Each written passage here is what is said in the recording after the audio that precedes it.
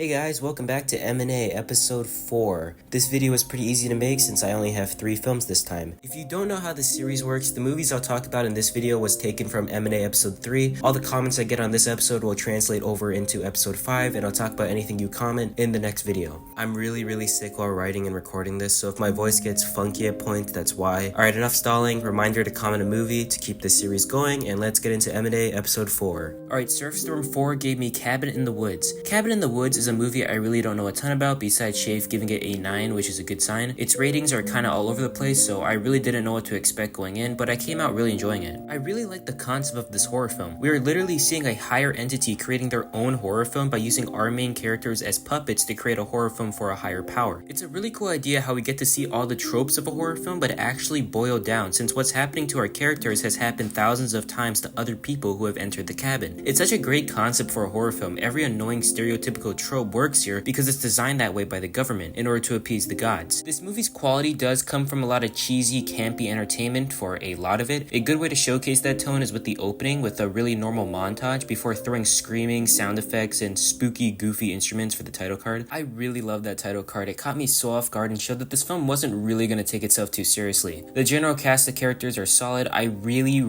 like the hippie guy. He's really funny, and Franz Kranz gives a great performance, and apparently he's an extra in Donnie Darko, so that's cool too, I guess. I really thought they were gonna underutilize this funny stoner at points, but he actually plays a much bigger role than I expected, which is great because he's easily the best character in the movie. Found everyone else to be pretty good. A lot of them don't live very long, so it doesn't really matter if they're extremely underdeveloped. Plus, they're kind of really unlikable, so when they die, it's completely fine. Our main lead is decent too. She's a good, likable protagonist. The government guys are also probably my second favorite characters in the movie. I love that one scene of the old guy raging at children not getting murdered. That was pretty funny. I kind of spoiled a lot of this movie already, but the film itself does take its time revealing what's actually happening. It really takes its time setting up all its ideas while moving at a pretty rapid pace, which was super impressive. Even the movie title is as vague as possible. It's literally just Cabin in the Woods. But the movie basically ditches the cabin completely in its later half. Speaking of the later half, for me, this part of the movie outside the cabin wasn't nearly as good. I still think it's really solid. That one sequence of all the monsters killing everyone is by far the best moment in the entire movie. Plus, the actual explanation of what is even going on was interesting and well told. But this is where the movie gets a lot less interesting for me. I just don't think a lot of the monologue and god stuff is nearly as fun when it's not vague and mysterious. It's also like a lot of exposition, which really gets tiring after a while, and the movie really drops its goofy tone, leading with a much more serious tone, which I didn't like nearly as much. The movie really just isn't funny anymore after they leave the cabin. I do think the ending was really cool though. I like how despite our main characters being pretty likable at this point, they're still super selfish and decide to screw over the entire world in the end. It's a good movie. I thought the first hour or so was a blast, a super funny, gory, strong horror movie, and the rest is decent. Some really strong moments in the later half, but still kind of boring. This is probably going to make Surfstorm really upset, but I'm going to give Cabin in the Woods a solid 7 out of 10, officially making it a higher rating than Pan's Labyrinth. Yeesh. Alright, Dietem gave me Terror of Mechagodzilla. Now, I've seen a decent amount of Godzilla movies at this point, mostly coming from this series, and from what I know, this movie is meant to take place somewhere after the invasion of Astro Monster, since the alien guys are back here. This is also the second time Mechagodzilla has shown up in the Godzilla franchise, and lastly, Terror of Mechagodzilla is supposedly the last Godzilla film from Ichiro Honda, the director for the original 1954 Godzilla. Yeah, I mean, this was kind of cool, I guess. This is a pretty sleepy movie for me, but I do have to admit it has its good moments. The fight scenes are really good here. We get some really cool shots like that one water shot of the dinosaur monster, or how they generally visualize Mechagodzilla in this movie. Those sequences of the aliens working on Mechagodzilla look great for the time. Plus, the alien conductor helmets look like little Mechagodzillas. That's a really cool touch. Mechagodzilla is probably the highlight here. His design is great and pretty iconic. His abilities are broken, and this movie really shows how powerful he is. And I don't know, he's Mechagodzilla. What do you want me to say? Godzilla himself is pretty good here too. The opening with him was cool. They really go all out on the destruction Godzilla causes, and his general unexplained hatred for Mechagodzilla can be really funny at points. The random dinosaur guy is alright. As said before, that one shot of him coming out of the water goes hard, but the rest is just he's kind of boring. As per usual, the human plots are pretty boring, but I mean, the scientist guy getting gaslit by aliens was fun, I guess, and the twist surrounding his daughter was also pretty cool. Yeah, I don't have a ton to say about Terror of Mechagodzilla. The fights for the most part are strong, and I mean, it has Mechagodzilla, but the human stuff is kind of boring. Also, last thing, the dub for this movie that I found on Internet Archive was so bad it might have lowered my enjoyment for the film. I'm pretty sure one guy voices every character here. It's actually horrible. So I'm gonna give Terror of Mechagodzilla a solid 6 out of 10. Moving on.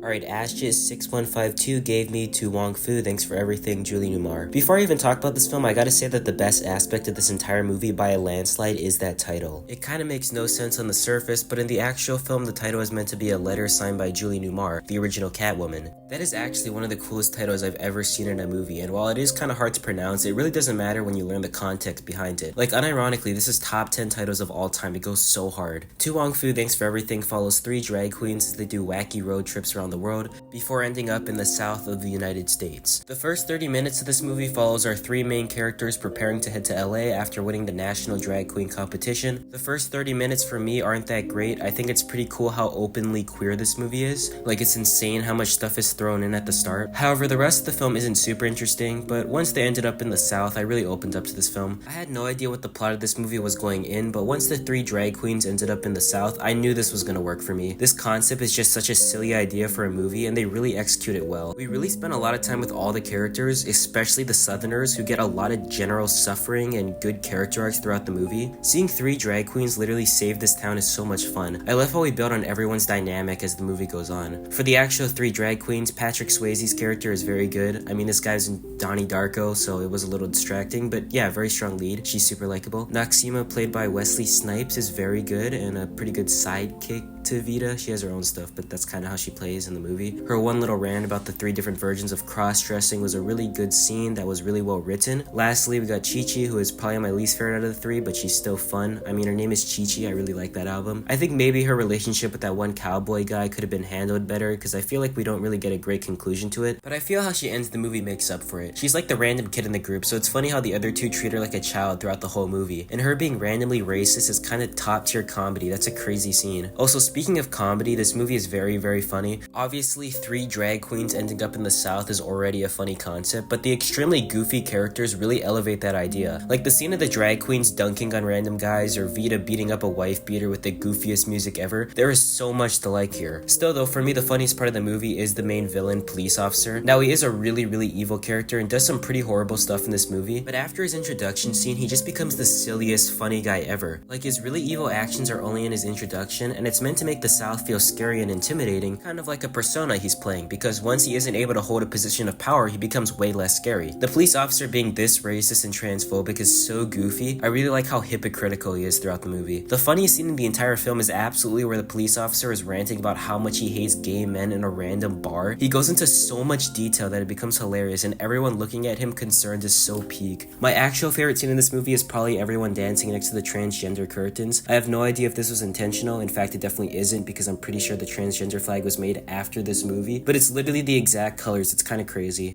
For other random thoughts, the music choices are really good. When they're in the car, it looks really great, and the ending is really solid. I don't know how to fit this in, but I have one last issue. The relationship between the guy Chi Chi gives up and the girl is kind of really bad. Like, I don't think they got the casting right, because it looks like a 17-year-old and a 13-year-old, which is not good. Okay, yeah, overall, it's a great movie. I really liked it. I'm gonna give To Wong Fu, thanks for everything, a high 8 out of 10. Here's the ranking. Number 3, Terror of Mechagodzilla. Number 2, Cabin in the Woods. And number 1, To Wong Fu, thanks for everything, Julie Newmar. Thanks for watching. Make sure to comment a movie you would want me to cover in the next episode. Alright, peace. I need to go back to being sick now. I'm actually dying recording this. This is an epic outro. Number 4, what is your name and how old are you? My name's Mimi. I'm 6. Okay. Now we cooking. Not yet. Now we cooking. No? Oh, that's tough. Hold on. Okay, let's go one at a time. No. Herm. I'm gonna go with, it sounds like a older black lady. Oh, I think you're